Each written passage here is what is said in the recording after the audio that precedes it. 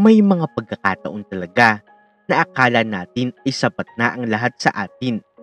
Pero kaya mo pa nga rin bang tanggapin ang taong minsan ka na ring sinaktan? What's up guys? Sabay-sabay nating pakinggan ang kwento ng babaeng si Daisy.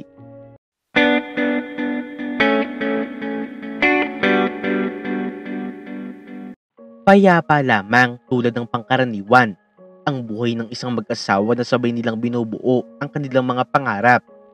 Sa kabila ng kanilang simpleng buhay ngayon, nagtutulungan pa rin sila. Sa gitna ng lahat ng yun, nandoon si Daisy. Masigla, nakangiti, at abala sa paghahain habang ang kanyang asawa namang si Ralph ay inaayos ang kanilang maliit na radyo. Ralph, mahal, halika na. Baka lumamig pa itong niluto ko. Napangiti naman si Ralph. Wow, umuwi pa lang, busog na talaga ako. Alam mo Daisy, kahit araw-araw na tuyo at itlog lang, basta ikaw ang kasama ko, parang fiesta na. Natatawa naman si Daisy. Ikaw talaga Ralph, puro bola ka. Pero sige, kung totoong parang fiesta talaga, ubusin mo yun ha? Oo naman mahal ko. Pero alam mo, minsan naiisip ko rin, darating kaya ang araw na magkakaroon tayo ng sariling negosyo? Ang sarap lang kasi talagang mangarap, no? Kung hindi na tayo mag-aalala kung ano ang kakainin natin. Saglit namang natahimik si Daisy. Tumitig siya sa kanyang asawa at napangiti. Huwag kang maglala, mahal. Darating din yan. Hindi man ngayon.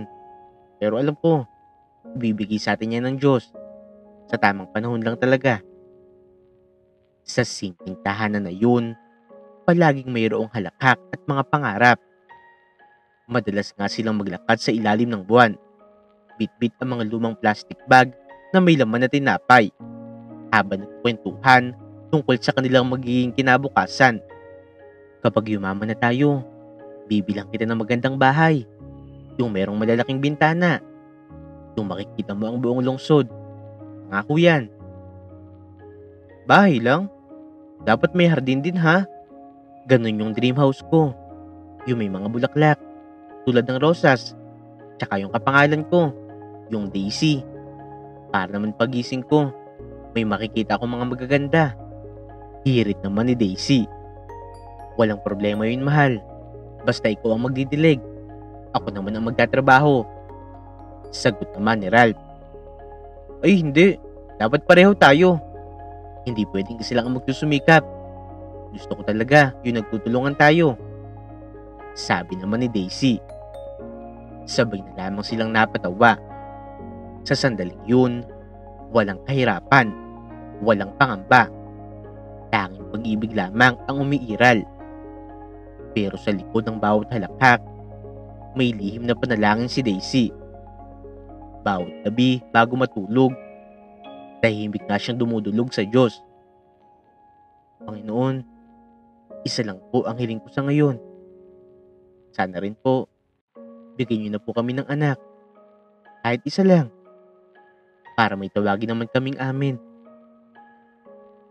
Lumipas sa mga taon, pero nanatiling tahimik ang kanilang tahanan. Walang iyak ng sanggol. Walang maliit na tinig na tumatawag ng mama.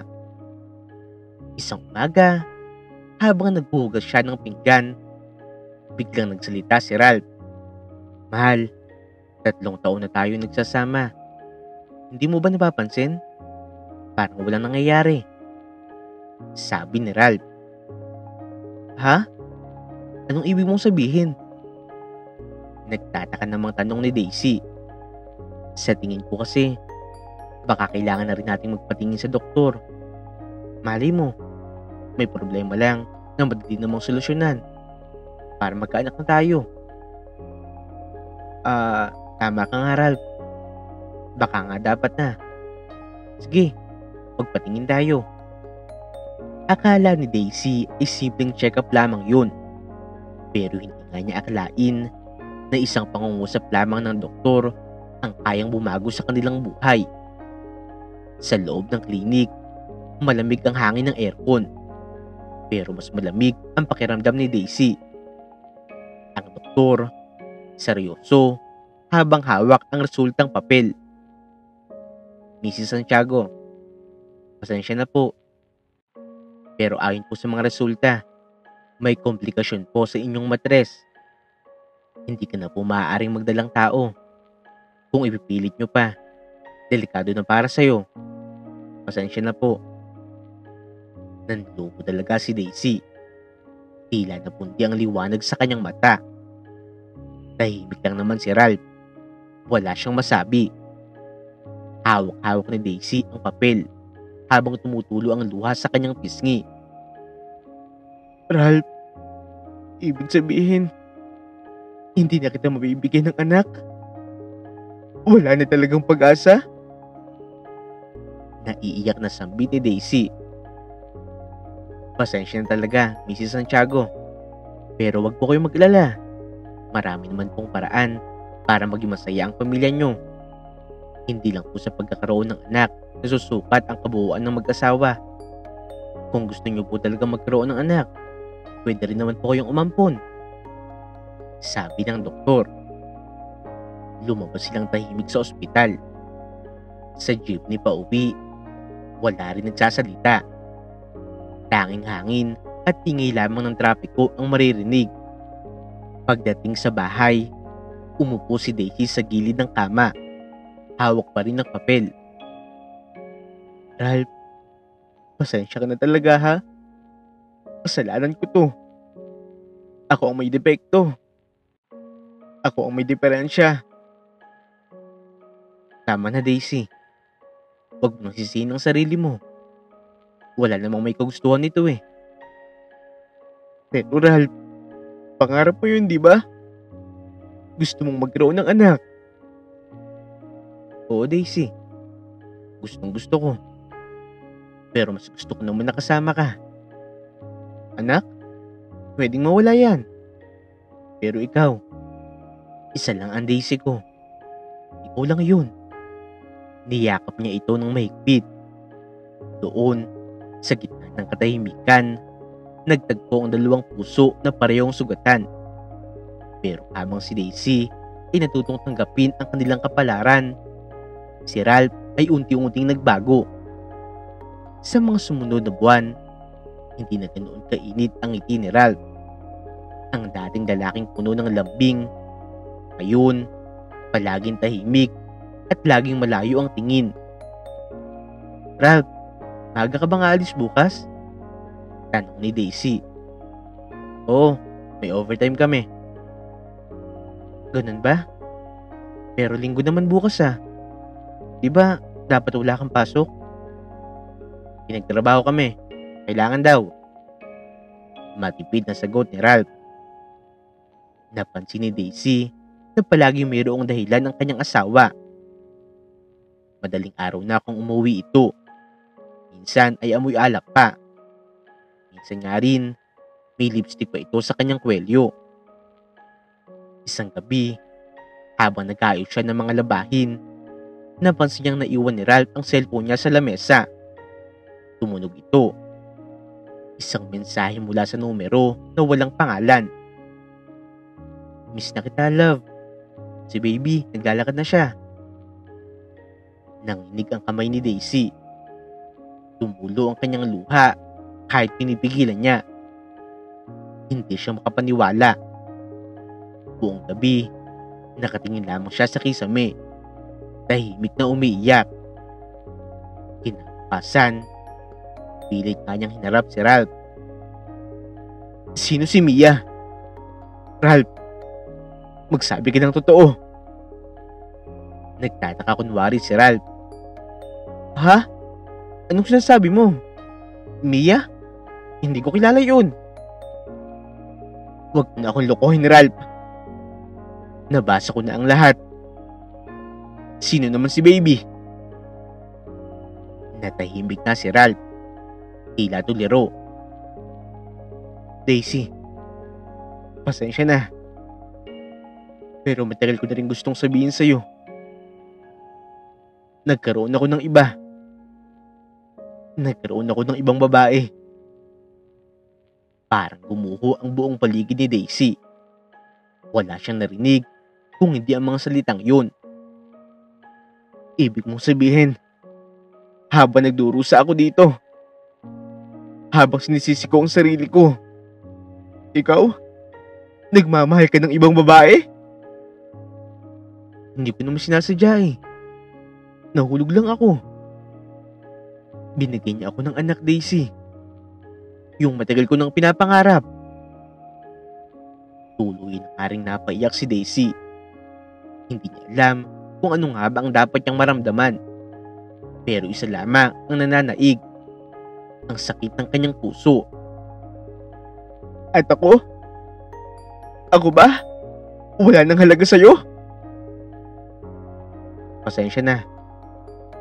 Pero sa ngayon, kailangan ko munang piliin kung saan talaga ako magiging masaya. Mas kailangan ako ng anak ko. Walang salitang nakapikil kay Ralph noong gabing yun. Umalis siya dala ang ilang gamit at iniwan si Daisy na gulong-gulo. Sa unang beses, naranasan ni Daisy ang katahimikan na hindi ginhawa. Ang mga dingding ng kanilang bahay na dati ay puno ng tawa, ngayon ay saksing-saksi sa pagguho ng kanyang puso. Umulan noong gabing yun. Lumabas si Daisy sa ulan. Nakatingala sa langit. Ang luha niya at patak ng ulan ay nagsanib. Panginoon, bakit naman po ganito? Minahal ko naman siya ng totoo. Wala naman po akong ginawang masama. Bakit naman po kailangan masaktan ako ng ganito? Ang sakit-sakit po. Pero sa gitna ng kanyang pag-iyak, may sumibol na apoy sa kanyang loob. Isang apoy na nagsasabing, hindi pa ito ang katapusan. Sa sumunod na araw, itinupi niya ang mga lumang alaala. Itinago niya ang mga larawan nilang mag-asawa at dahan-dahang nagsimulang magtrabaho. Nagbenta siya ng kakanin sa palengke. Nagtatahi at naglalaban ng damit ng iba at nagsimulang bumuo ng panibagong buhay. Ang sakit, hindi ko makakalimutan. Pero may mas malalim pa kaysa sa sakit. Ang pagnanais kong patunayan na kaya kong mabuhay kahit wala siya.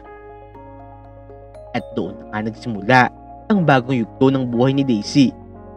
Ang babaeng minsang iniwan na ngayon ay nagsisimulang bumangon. Makalipas ang ilang linggo mula noong iwan siya ni Ralph, tila naglaho ang kulay ng mundo ni Daisy. Araw-araw, nakatingin lamang siya sa kawalan.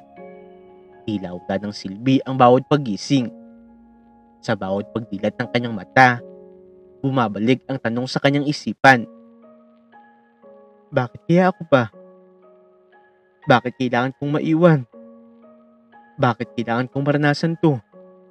Pero isang umaga, habang nakatitig siya sa kanyang sarili sa salamin, napansin niya na ang babaeng tinitingnan niya ngayon ay hindi na siya. Maputla, mahina, at puno ng luha.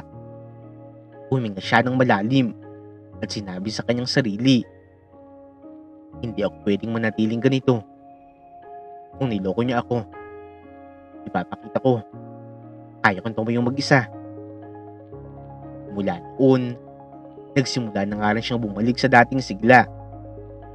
Ibinenta niya ang ilang alahas na naiwan sa kanya at ginamit niya yun bilang puhunan. Bumili siya ng ilang kilo ng malagkit at asukal at gumawa ng kakanin. Sa unang araw, nilapitan siya ng kanyang mga kapitbahay. Uy Daisy, natikman ko yung mga gawa mong kakanin ha. Masarap talaga. Magkano ba yun? 5 piso lang po isa. Pero kung 3 po, pwede na lang pong 10.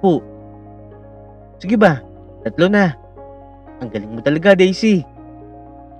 Ngumiti siya. Sa unang pagkakataon, nakaramdam siya ng konting pag-asa. Araw-araw siya nagbubuhat ng bilao. Pumupunta sa palengke kahit tirik ang araw. Tila wala nga siyang kapaguran sa pagbebenta. Pag-uwi naman niya sa gabi, naupo siya sa gilid ng kama at binilang ang kanyang kinita. 100, minsan ay 2. Maliit lamang ito, pero sapat na para sa bigas at kuryente. Habang hawak niya ang bariyang pinaghirapan niya, may mga luha ng pasasalamat na pumatak sa kanyang pisngi. Salamat po, Panginoon. Baka ito na talaga ang simula ng bagong ako. Lumipas ang ilang buwan, mas dumami na nga rin ang bumibili sa kanya. Isang araw, nilapitan siya ng isang matandang babae sa palengke. Anak, ang ganda ng packaging mo ah. May pangalan ba yung negosyo mo? Wala pa po, nanay. Wala pa rin po ako naiisip eh. Bakit hindi mo nalang pangalanan na Daisies? Simple lang, pero maganda pakinggan. Napangiti naman si Daisy. Oo nga po no. Daisies. Magandang pangalan po yan. Simula noon, isinulat niya sa bawat balot ng kakanin ang salitang Daisies. Yun ang unang hakbang tungo sa pangarap na hindi niya alam ay magbabago ang kanyang kapalaran. Habang dumarami ang kanyang suki, may lumapit na isang babaeng negosyante na napansin ang kanyang kasipagan. Miss, matanong ko lang ha? Ikaw ba talagang gumagawa ng mga to? Opo, ako po talaga. Ako rin po ang nagbebenta. Ang galing mo naman. Kaya ako natanong, may aalok sana ako sa'yo. Gusto mo bang subukan na mag-supply sa maliit naming cafe? Maraming bumibili doon ng kakanin. Baka lang gusto mo. Halos hindi makapaniwala si Daisy. Agad naman siyang tumango. Mula sa maliit na palengke, nagsimula nga siya mag-supply sa mga cafe at opisina. Nagtatrabaho siya hanggang hating gabi. Minsan ay tulog na ang buong barangay. Pero siya ay gumagawa pa rin ng mga kakanin. Sa tuwing nakakaramdam siya ng pagod, ay kinakausap na lamang ni Daisy ang kanyang sarili. Sige lang Daisy, kaya mo to. Para sa sarili mo. Para sa bagong simula. Habang lumilipas ang mga taon, unti-unti nga niyang nararamdaman ang bunga ng kanyang pagpupunyagi. Nakapagtabi siya ng pera at nakabili ng lumang sewing machine. Natutunan niyang manahi. At unti-unti nga rin niyang pinagsama ang kanyang hilig sa paggawa ng damit at disenyong Pilipino. Mula sa kakanin, naging pananahi. Mula sa pananahi, naging paggawa ng mga barot saya para sa mga event. At mula roon, ipinanganak ang Daisy Collections. Una ay siya lang ang gumagawa. Pagkaraan ng ilang buwan, nagkaroon na rin siya ng 2 empleyado. At sa loob ng 2 taon, naging 10. Isang umaga, habang nakaupo siya sa harap ng kanyang maliit na opisina, dumating ang lalaki na dati ay kanyang iniiyakan. Walang iba kung hindi si Ralph. Daisy, ikaw ba talaga to? Ang laki na ng pinagbago mo. Ngumiti naman si Daisy, pero malamig ang kanyang mga mata. Ikaw pala yun, Ralph. Oo, ako pa rin to. Pero hindi na yung Daisy na iniwan mo noon. Ang yaman mo na pala. Narinig ko sa balita. May sarili ka ng kumpanya. Nakaka-proud ka. Salamat, Ralph. Pero hindi mo kailangang magpanggap na proud ka talaga. Alam kong hindi mo inaasahan na makakabangon ako. Tahimik lamang si Ralph. Wala siyang masabi. Lumipas ang ilang sandali ay umalis na rin siya. At hindi nagpatuloy si Daisy sa pag-angat. Lumawak pa ang kanyang negosyo. Nakipag-partner na nga rin siya sa mga kilalang mall. Nagbukas nga siya ng branch sa ilang lungsod. Ngayon ay nagkaroon na nga ng sariling building ang kanyang kumpanya. At napakarami na ngang empleyado ang nagtatrabaho para sa kanya. Nagsimula rin siya magturo sa mga kababaihan na tulad niyang gustong magkaroon ng negosyo. Mga kababaihan, huwag kayong matakot magsimula sa maliit. Kahit 10 piso lang yan. Kahit magkano pa. Basta galing sa puso. Lalaki din yan balang araw. Sabi ni Daisy habang nasa seminar. Ma'am Daisy, nakakahanga ka po talaga. Paano niyo po nagawang magtagumpay kahit mag-isa ka lang po? Kasi minsan, ang pagkabigo, yan ang magtuturo sa'yo kung gaano kakalakas. Sa bawat tawa niya, may bakas ng dating sakit, pero mas nangingibabaw pa rin ang tapang. Minsan naman sa kanyang opisina, tumitingin siya sa bintana at naisip niya ang mga pangarap nila ni Ralph noon. Bahay na mayroong malalaking bintana, garden na maraming bulaklak. Ngayon, lahat yun ay nasa kanya na. Pero siya lamang mag-isa ang nandoon. Nakamit ko na nga ang lahat ng pangarap namin noon. Pero minsan, tahimik pa rin ang puso ko. Siguro, kailangan ko na lang talagang tanggapin na may mga taong dumarating para saktan ka. Pero naniniwala ako, may dahilan talaga ang Diyos kung bakit nangyayari yun. Hindi talaga maikakaila na malayo na ang naabot ngayon ni Daisy. Isang gabi nga, bigla na lamang siyang tinawagan ng dati nilang kapitbahay mula sa baryo. Daisy, napanood kita sa TV. Napakagaling mo talaga. Natawa naman si Daisy. Ha? Talaga? Nakakaya naman. Huwag kang mahiya, Daisy. Nakakabilib nga eh. Dati, nagkakapilang tayo sa labas ng bahay. Pero ngayon, milyonarya ka na talaga. Sa bawat papuring yun, doon naiisip ni Daisy na mabuti na lamang noon ay kinaya niyang bumangon. Sa paglipas pa ng panahon, mas dumami pa nga talaga ang yaman ni Daisy. Tulad lamang ng kanyang mga sasakyan, mga bahay at mga negosyo. Pero sa kabila ng kanyang mga tagumpay, nananatili pa nga rin siya mapagkumbaba. Hanggang sa isang gabi, pagka-uwi ni Daisy sa kanyang bahay at bababa na ng kanyang sasakyan galing sa corporate event, bigla siya napatigil. Sa tapat ng gate ng kanyang bahay, may lalaking tila pamilyar ang anyo. Payat, madumi, at nakayuko sa ulan.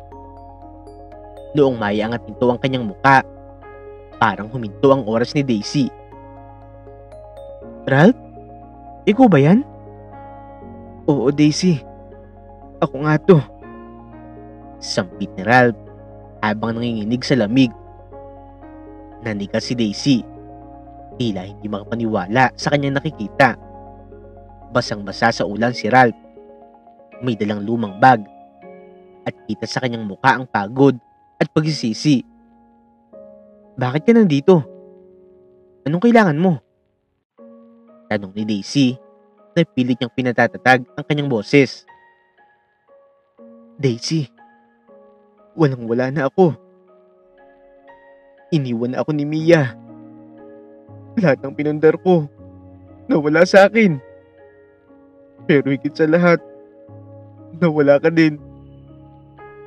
Alam mong wala na akong karapatan na bumalik pa. Pero Daisy, sana patawarin mo ko. Wika ni Ralph habang umiiyak. Tahimik lamang si Daisy. Sa kabila ng sakit na ibinigay sa kanya ni Ralph noon, hindi niya itatanggi na may bahagi pa rin ng kanyang puso na kumakapit sa mga alaala nila.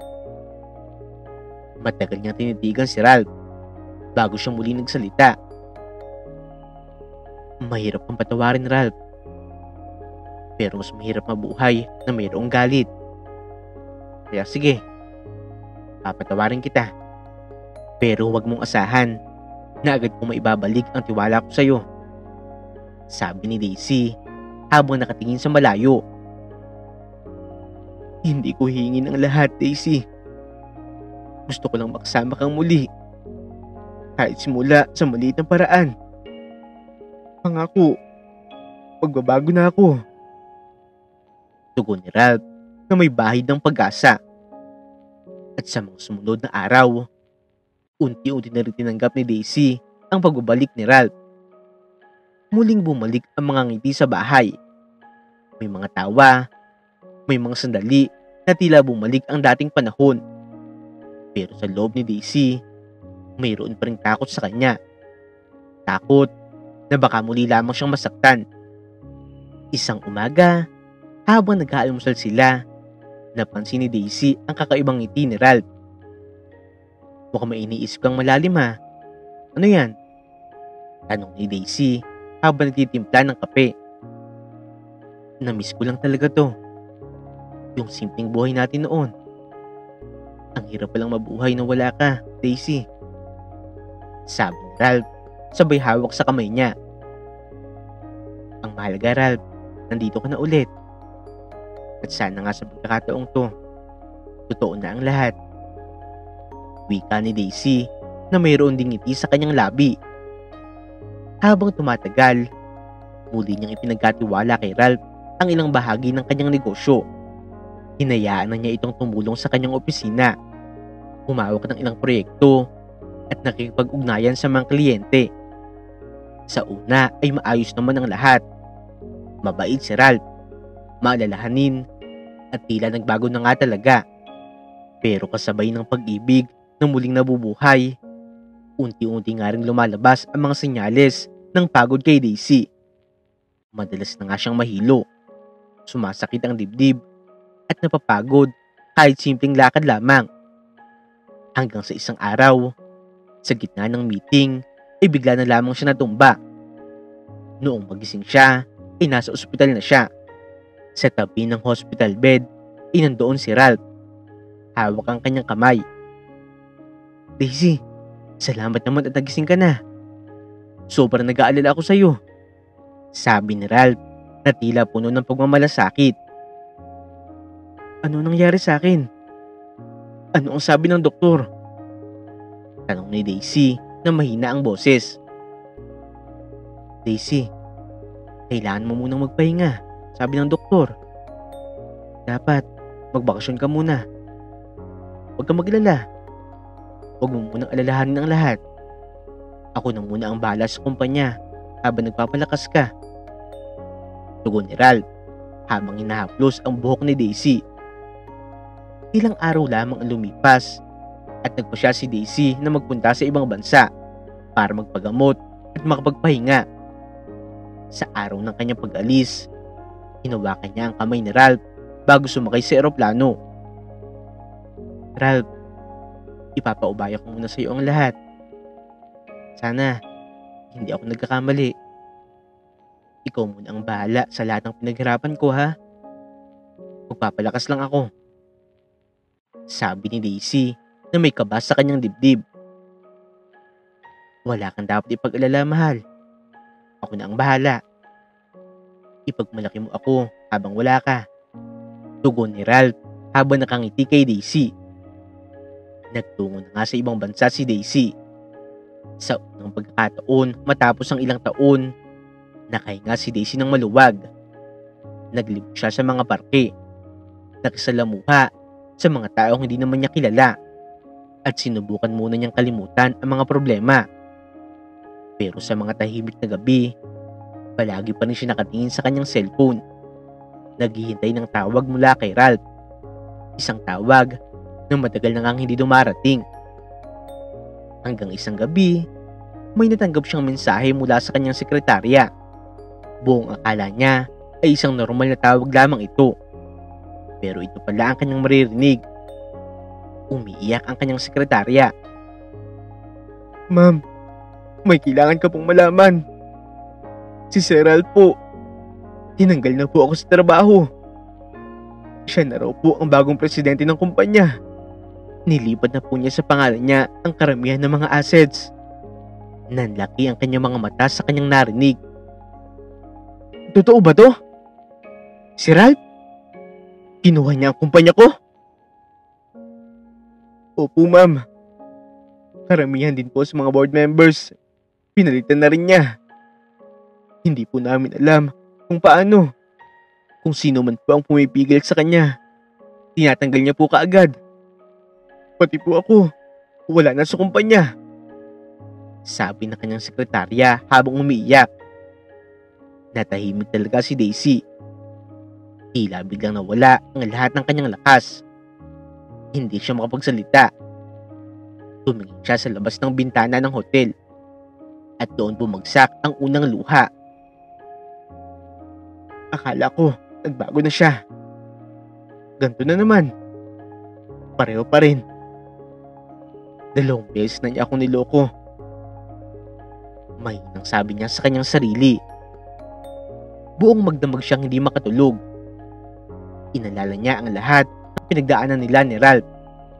Ang mga pangako, ang mga yakap, ang mga ngiti na nagsisinungaling. At habang dahan-dahang sumisikat ang araw, may liwanag nga ring sumiklab sa kanyang loob. Hindi na ang sakit, kung hindi ang determinasyon. Kinuha niya ang maliit na salamin sa lamesa. Tinitigan niya ang kanyang sarili. May mga puting buhok na. May bakas ng pagod sa ilalim ng mga mata. Pero sa halip ng malungkot, napangiti siya. Siguro panahon na. Panahon na para makita nila kung sino talaga ako. Wika ni Daisy habang pinupunasan ng kanyang luha. Binuksan niya ang kanyang laptop at sinimulang mag-type ng kanyang plano. Mga pangalan ng empleyado, mga schedule, mga pasukan ng kumpanya, lahat ay maingat niyang inayos. Pinalano niya ang kanyang pagbabalik, pero hindi bilang si Daisy Santiago, kundi bilang isang matandang babae na walang may kakilala. Kung gusto nilang husgahan ang itsura ko, sige, pagbibigyan ko sila. Sa pagbabalik ko, hindi nila malalaman na ang lolang mahirap na papasok sa kumpanya ay ang mismong babae na tinanggal nila sa trono. Pagbabayarin ko sila. Mariing sambit ni Daisy habang hawak ang sariling kamay. Lumapit siya sa salamin at tinakpan ang mukha ng panyo. Tila doon pa lang, nagsimulang magbago ang ekspresyon niya. Mula sa mabait na may-ari, patungo sa babae na may matinding layunin. Hintayin mo ako, Ralph. Sa oras na bumalik na ako, babalik din sa akin ang lahat ng ninakaw mo. Pero hindi sa paraan na inaasahan mo. Sa gabing yun, habang tumutugtog ang ulan sa labas ng bintana, tahimik niyang binuo ang plano ng kanyang pagbabalik. Ang pagbabalik ng lola na magpapahiya sa lahat ng manghuhusga sa kanya. Matapos ang ilang buwan at pananahimik sa ibang bansa, tumayo sa harap ng salamin si Daisy. Ang dating mayamang babae na puno ng ganda at karangyaan, ngayon ay nakasuot ng lumang bestida. Nakasuot siya ng piluka na kulay abo at mga kulubot na nilikha ng makeup artist na kanyang inupahan para sa plano. Huminga siya ng malalim habang nakatingin sa kanyang sarili. Ito na. Panahon na para kunin ko ang lahat ng sakin. Mahinang wika ni Daisy sa sarili. Sabay haplos sa lumang bag na kanyang dala. Lumapag na siya sa Pilipinas, sakay ng pribadong eroplano. Ngunit walang kahit sinong nakakaalam na siya yun. Ang balita sa kumpanya, nanatiling nasa ibang bansa pa siya. Nagpapagamot at malabong makabalik ka agad. Pero wala nga silang kalam-alam na nandoon na siya mismo. Handa ng isa katuparan ang kanyang matagal ng plano. Pagdating niya sa harapan ng malaking gusali, hindi niya maiwasang mapangiti habang nakatingin sa building na kanyang pinaghirapan. Noon, ito ay bunga ng bawat luha, bawat puyat, at bawat sakit na kanyang naranasan. Pero ngayon, ang gusaling ito ay simbolo ng pagtataksil ng lalaking minsang minahal niya. Habang lumalapit siya sa entrance, agad siyang pinigilan ng dalawang security guard. Hoy Lola, mawalang galang na po ha, pero bawal po pumasok dito. Private property to. Anak, papasok lang ako. Kailangan kong makausap si Ralph. Sabihin mo, kilala niya ako. May nahon, pero matatag na sabi ni Daisy habang nagpapanggap na lola. Si Sir Ralph? Eh Lola, busy po yun. Tsaka, bakit po sa'yo haharap si Sir Ralph? May appointment ka po ba? Sambit muli ng security guard. Sabihin mo lang, may dumating na taong mas nakakilala sa kanya kaysa sa sarili niya. Sagot ni Daisy habang umingiti. Nagtatinginan ang dalawang security guard. sabay tawag sa receptionist. Ilang saglit lamang, tumawag sila sa opisina ni Ralph. Sa itaas ng gusali, sa malaki at marangayang opisina, abala si Ralph sa pagtawa kasama si Monica, ang babaeng pumalit sa dating sekretary ni Daisy, na ngayon ay bago namang kasintahan ni Ralph. "Babe," sabi sa baba, "may matandang babae doon na naghahanap sa'yo. Kilala ka daw niya. Pero mukhang pulubi lang eh. Baka namamalimos." "Ha? Matandang babae? Ako naman, ang daming ganyang umaakit dito. Pero sige, sabihin mo, bababa ako. Gusto kong makita kung sino yun." Sampit ni Ralph habang humihigop ng kape at may halong kayabangan sa kanyang tinig. Makalipas ang ilang minuto, bumukas ang elevator ng lobby. Lumabas si Ralph, naka-Amerikana at mayroong ngiting mapanlait. Pagkakita niya sa matandang anyo ni Daisy, napagalpak siya ng tawa. "Naku naman talaga, Lola, oh. Sino ka ba? Pumunta ka pa dito para manghingi ng limos? Tapos nagpapanggap ka pa na kilala kita. Ang tapang mo rin, no? Sinasayang mo ang oras ko. Alam mo ba kung saan ka naroroon?" "Oo anak, alam ko. Dito kasi ako dati nagtatrabaho. Dito nagsimula ang lahat." Kalmadong sagot ni Daisy habang pinagmamasdan si Ralph ng diretsyo sa mata. "Ano po? Dito ako nagtatrabaho? Eh baka janitor ka dati dito. Hindi kita kilala. Guard, paalisin niyo to." Utos ni Ralph, sabay lingon sa mga gwardya. Pero bago pa man kumilos sa mga ito, dahan-dahang tinanggal ni Daisy ang kanyang piluka. Isa-isa niyang pinunasan ng make-up na nagpapakalubot ng kanyang muka. Bumungad ang pamilyar na muka. Walang iba kung hindi si Daisy.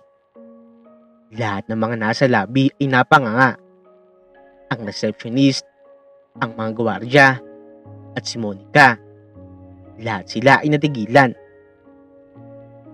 "Ma'am Daisy, imposible. Akala po namin nasa abroad ka pa. Nagpapagamot." Sambit ni Monica. "Daisy, ikaw ba talaga yan?" Halos hindi makapaniwala si Ralph habang unti-unting nawawala ang kayabangan na kanina ay nakapinta sa kanyang muka. "Oo naman, Ralph. Ako to. Ang babaeng ginamit mo. Niloko mo.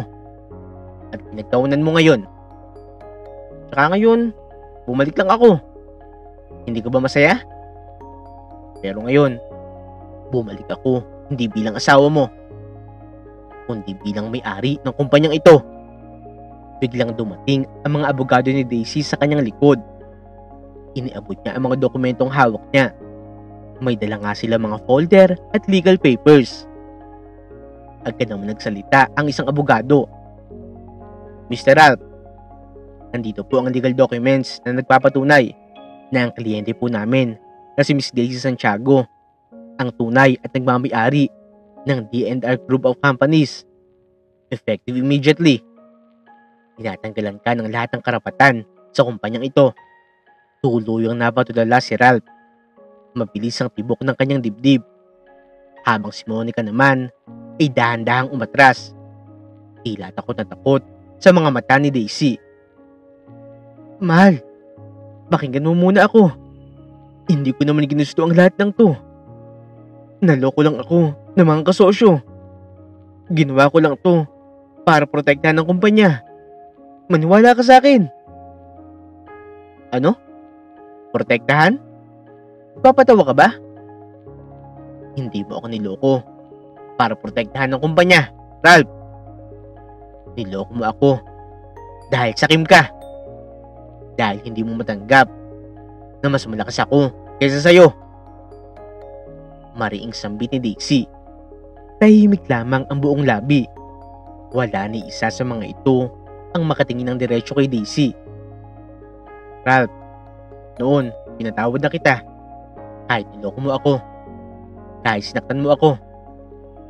Akala ko kasi may pag-asa ka pang magbago. Akala ko, marunong ka pang magmahal.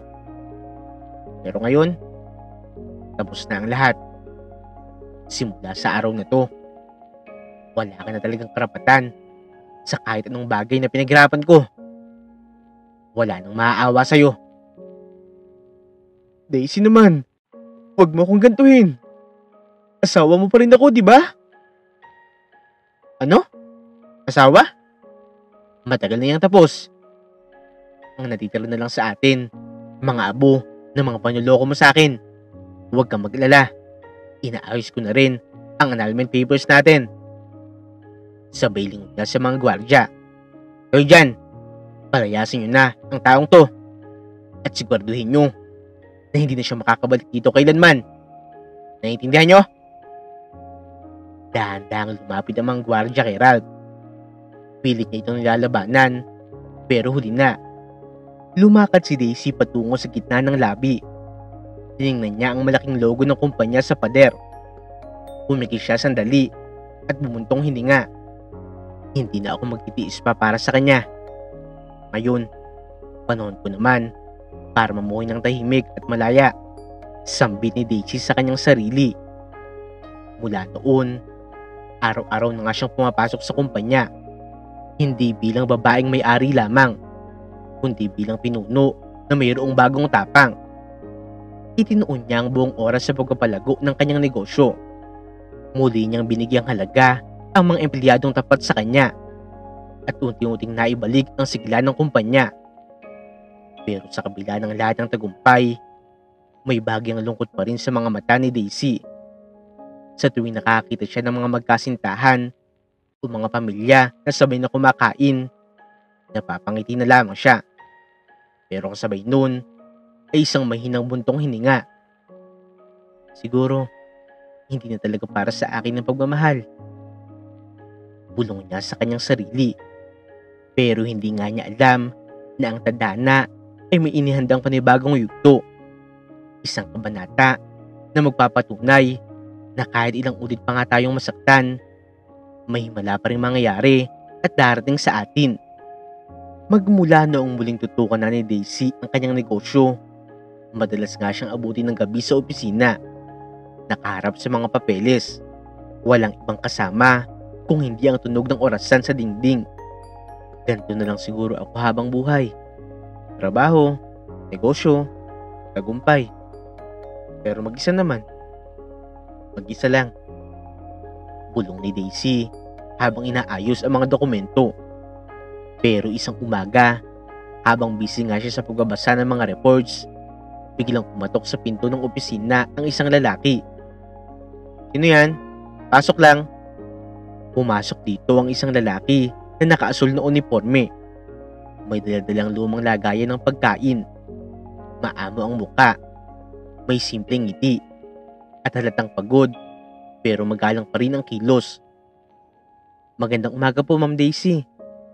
Napansin ko lang po kasi, hindi pa po kayo kumakain simula kaninang umaga. Nakatatlong linis na po ako dito, pero puro trabaho ko lang po. Sabi ng isang janitor na si Larry. Ha? Oo nga pala. Hindi pa ako nag-aalmusal. Sagot ni Daisy habang bahagyang napangiti. Pasensya ka na. Nadadala lang ako sa mga ginagawa ko. Medyo marami kasi eh. Sagot naman ni Daisy. Pasensya na rin po ma'am sa abala. Pero ito po, may dala po akong pagkain. Galing lang po sa karindere sa kanto. Niluto po ng asawa ng pinsan ko. Mainit pa po. Nagulat talaga si Daisy. Hindi nga kasi siya sanay na mayroong nag-aalala sa kanya. Aba Larry, kumastos ka pa. Hindi naman po ma'am. Maliit lang naman po to. Tsaka mas okay po na kumain kayo kaysa magkasakit. Huwag mo pong papabayaan ang sarili mo. Sambit ni Larry na may halong hiya sa kanyang boses. Napangiti naman si Daisy. May kung anong kakaibang init sa kanyang puso. Isang bagay na matagal na nga niyang hindi nararamdaman. Mula noon, araw-araw na nga rin dumadaan si Larry sa kanyang opisina. Tuwing tanghali, may dala siyang pagkain. Minsan ay adobong baboy. Minsan, ginisang munggo. Minsan ay pritong isda na may sawsawang toyo at kalamansi. Lagi itong nakabalot ng maayos, parang regalo. Dari, baka naman naaabala na kita. Janitor ka dito, pero parang assistant na kita. Naku ma'am, hindi naman po abala yan. Masaya po ako na nakakatulong sa'yo. Kahit sa simpleng bagay lang po. Malaki rin po kasi ang naitulong sa akin ng trabahong ito. Sa totoo lang po kasi, dati, may nanay din po ako na katulad nyo. Masipag din po. Pero yun nga lang po, maaga po siyang nawala. Kaya siguro po, tuwing nakikita kitang pagod, naalala ko ang nanay ko. Sabi ni Larry habang nakangiti, pero may halong lungkot sa kanyang mata. Napatingin si Daisy sa kanya. Sa unang pagkakataon, hindi niya nakita ang isang ordinaryong empleyado. Nakita niya ang isang pusong busilak. Isang tao na mayroong mabuting kalooban kahit mahirap. Lumipas ang mga linggo, naging magkaibigan sila. Madalas ay sa rooftop ng gusali, nagkakape sila pagkatapos ng trabaho. Si Daisy ay nakaupo sa bench, habang si Larry naman ay nakatayo, habang hawak ang maliit na termos na puno ng mainit na kape. Larry, hindi ka ba napapagod sa ginagawa mo araw-araw? Mabigat ang trabaho mo. Tapos hindi rin kalakihan ng sahod. Sabi ni Daisy. Opo, minsan napapagod din. Pero mas mahirap po yung walang silbi. Yung walang trabaho. At least dito po, kahit janitor lang ako, may napapala po ako. Nakakatulong po ako sa kumpanya at sa mga tao. Ang ganda naman ng pananaw mo. Sabi ni Daisy. Salamat po ma'am. Pero kayo rin po. Hanga po ako sa inyo. Sa kabila ng lahat, hindi niyo po iniwan itong kumpanya. Kala ko po ang mga mayayaman, puro utos lang. Pero ikaw po, ibang-iba ka po. Napangiti naman si Daisy. Iba ako. Dahil galing din ako sa hirap, tulad nyo. Alam ko kung ano ang pakiramdam ng magutom at mawalan. Sandaling natahimik ang dalawa. Nagtama ang kanilang mga mata. Ang isang mayaman na galing sa sakit ng puso at isang mahirap na puno ng kabutihan. Pagkaraan ng ilang linggo, naging mas madalas pa ang kanilang pagkikita. Kapag busy sa trabaho si Daisy, si Larry ang nag-aabot ng tubig, nagdadala ng pagkain, at minsan ay nag-aalis ng mga kalat sa kanyang opisina. Isang gabi, habang papalabas na ng opisina si Daisy, inabutan siya ng ulan. Wala siyang dalang payong.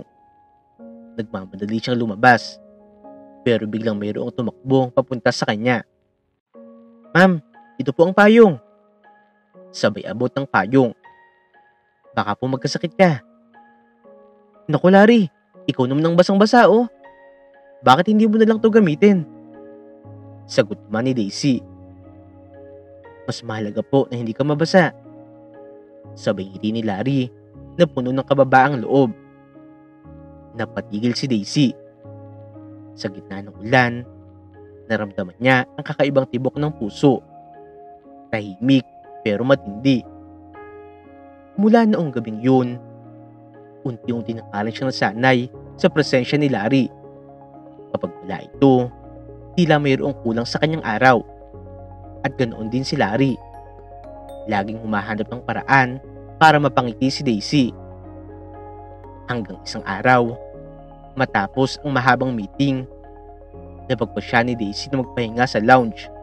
Noong makita siya ni Larry, ay agad siya nitong nilapitan. Ma'am, sakto po, may dala po ako merienda. Pampatanggal po ng pagod. Sabi ni Larry, sabay abot ng pagkain. Salamat Larry ha, napakabait mo talaga. Palagi mo akong inaalala. Walang anuman po ma'am. Basta huwag ka lang pong malungkot. Larry? Ano po yun ma'am? Alam mo, matagal na akong hindi nakakaramdam na ganitong pag-aalaga. Matagal akong nabuhay sa mga kasinungalingan. Pero ikaw, simpleng tao ka, pero totoo. Hindi mo kailangang sabihin. Nararamdaman ko. Natahimik si Larry, pero bakas sa kanyang muka ang damdamin na matagal na nga rin niyang itinatago. Ma'am Daisy, pasensya na po. Pero araw-araw ko po kayong naiisip. Hindi ko naman po intensyon to. Pero ang totoo, parang nahuhulog na rin po ata ako sa'yo. Napatitig si Daisy sa kanya. Sa unang pagkakataon, tinawag siya ni Larry sa pangalan niya.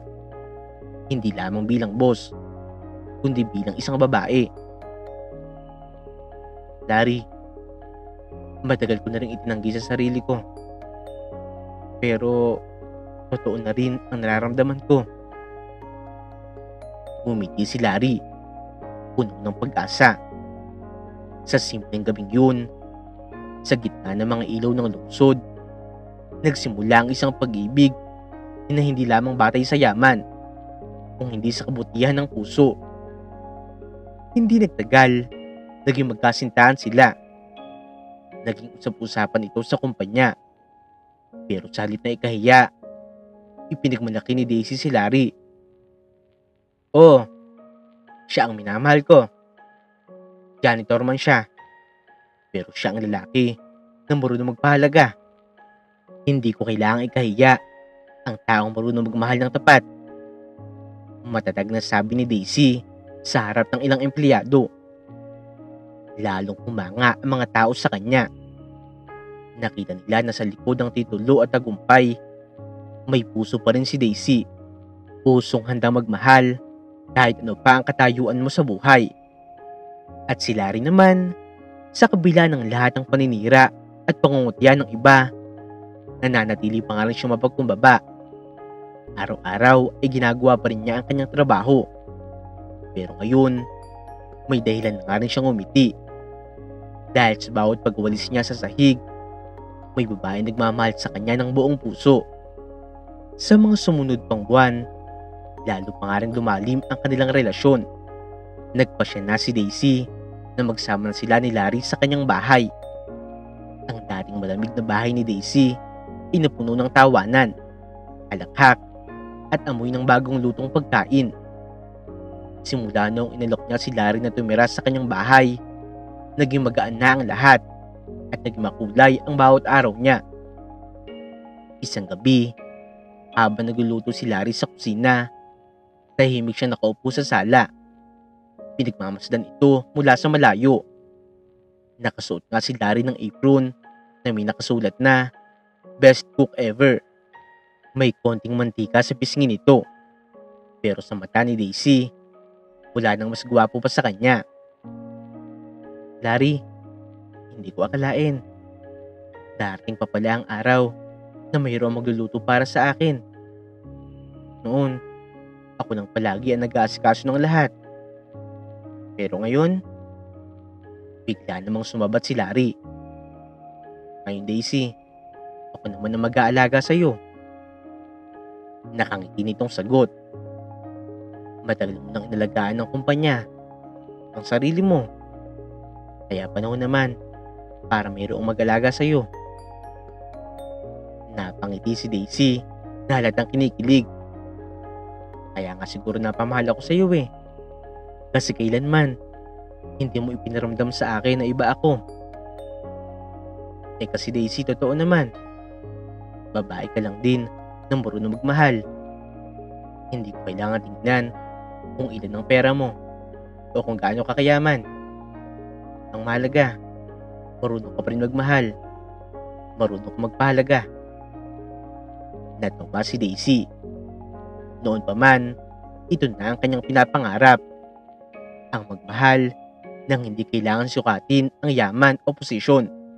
Habang mas tumatagal ang kanilang pagsasama, mas naging matamis pa nga rin ang turingan nila sa isa't isa. At makalipas ang ilang linggo, napansin ni Daisy na madalas na nga siyang nahihilo at madaling mapagod. Akala niya ay dahil lamang sa trabaho. Pero pinilit nga siya ni Larry na magpatingin na sa doktor. Habang sila ay nasa ospital, kabado si Larry. Hawak niya ang kamay ni Daisy habang inihintay ang resulta. Ilang sandali pa, lumabas ang doktor na mayroong ngiti sa labi.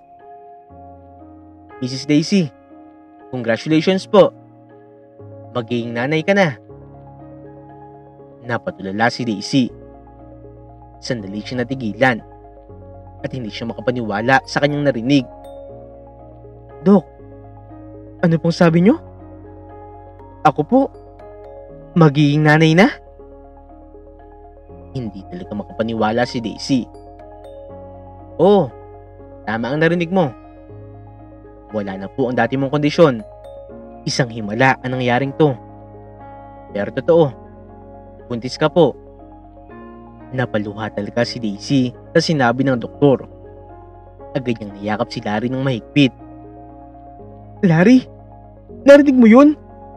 Buntis daw ako. Nagdadalang tao na ako. Magiging nanay na ako. Magiging tatay ka na. Makukumpleto na ang pamilya natin. Maging si Larry ay hindi rin makapaniwala.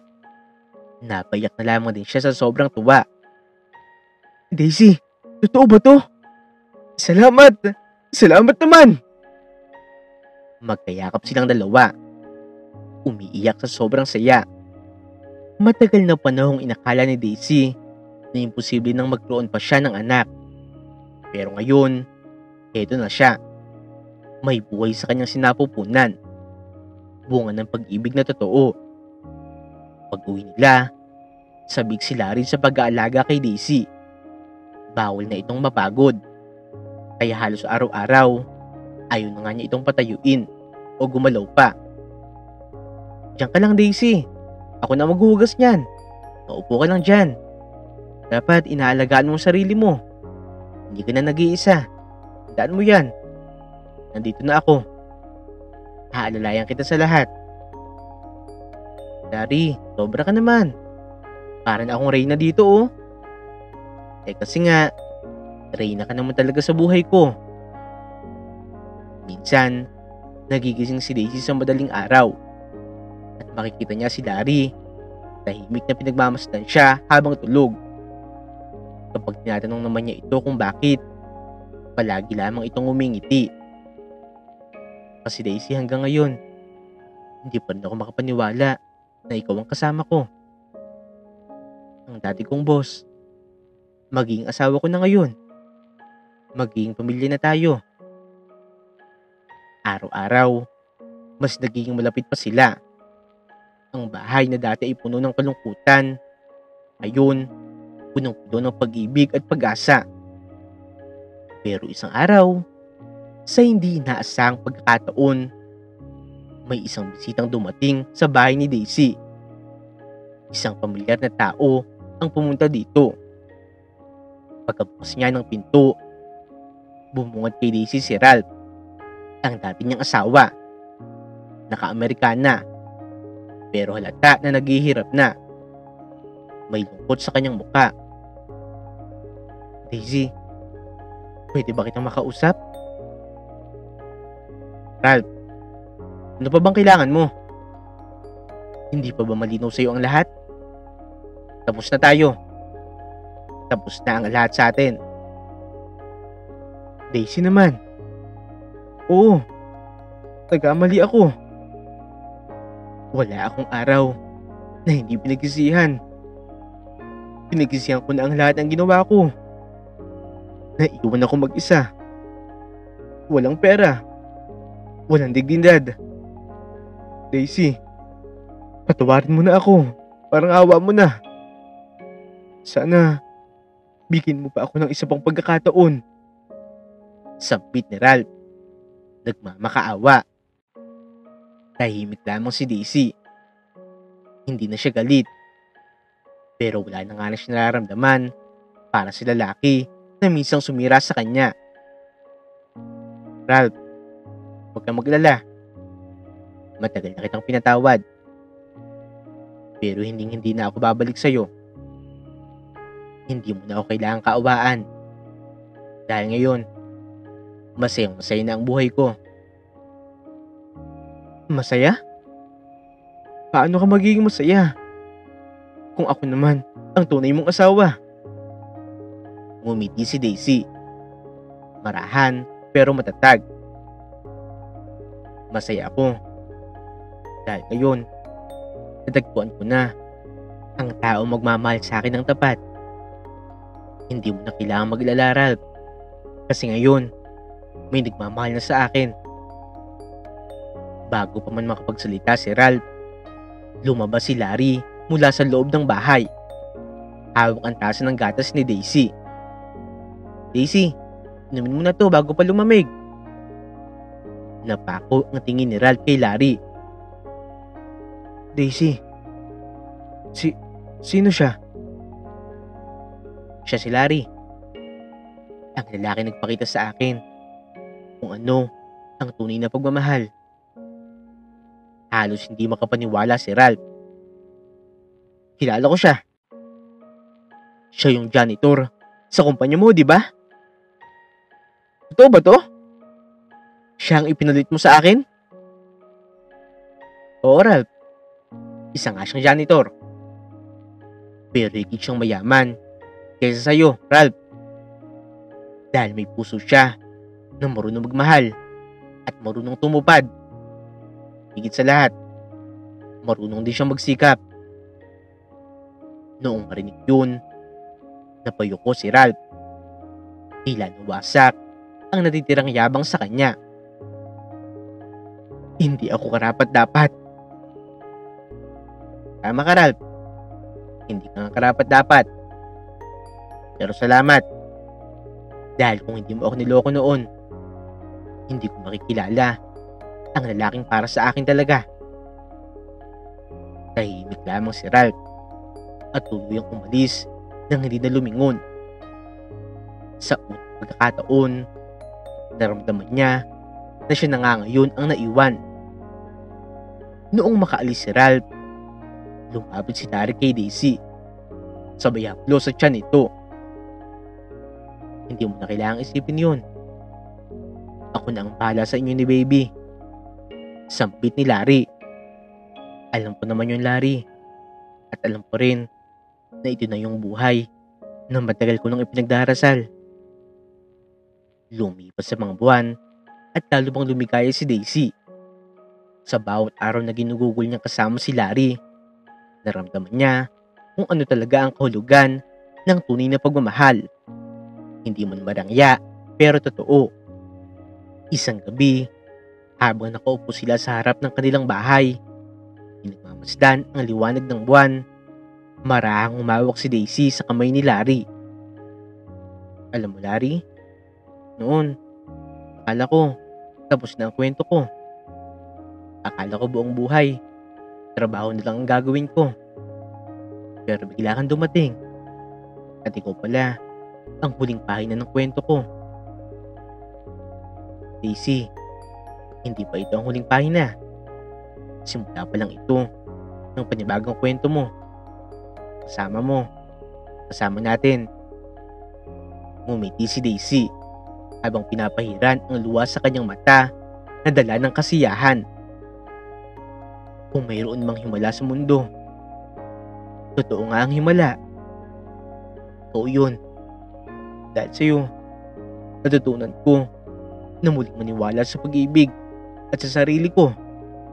Magkahawak kami silang tumawa at sa kanilang tabi, naramdaman nila ang munting sipa ng sanggol sa sinapupunan ni Daisy. Tanda ng bagong buhay at bagong pag-asa. Matapos ang lahat ng sakit, pagtataksil at pangungulila, natagpuan na nga ni Daisy ang tunay na kaligayahan. Hindi sa kayamanan, hindi sa kapangyarihan, kundi sa isang taong tapat at busilak ang puso. Si Larry. Ang kanilang bahay ay punong-puno ng tawanan, pagmamahal at bagong pag-asa sa piling ni Larry. Natutunan nga ni Daisy na muling maniwala sa pag-ibig at sa sariling halaga. At pagdating naman sa kanilang sanggol, napagtanto nila na minsan ang imposible ay nagiging posible. Pero sa tamang panahon at sa tamang tao. nagkakaroon ng himala. Dito na nga po nagtatapos ang kwento ni Daisy. Sa kwentong ito ay pinapaalam gaano man ilalim ang sakit na dulot ng pagtataksil, pangungutya o pagkabigo. May kakayahan pa nga rin tayong bumangon at magsikap para sa ating sarili. Ipinapakita nga rin sa kwentong ito na ang tunay na pagmamahal ay hindi nakabase sa yaman o itsura, kundi sa kabutihan ng puso at katapatan ng tao. Sa tamang panahon at sa oras na handa na tayo, darating ang mga tao na magbibigay sa atin ng tunay na kaligayahan. Huwag nga rin po natin kakalimutan na i-like at i-subscribe ang aming channel, Untold Stories TV.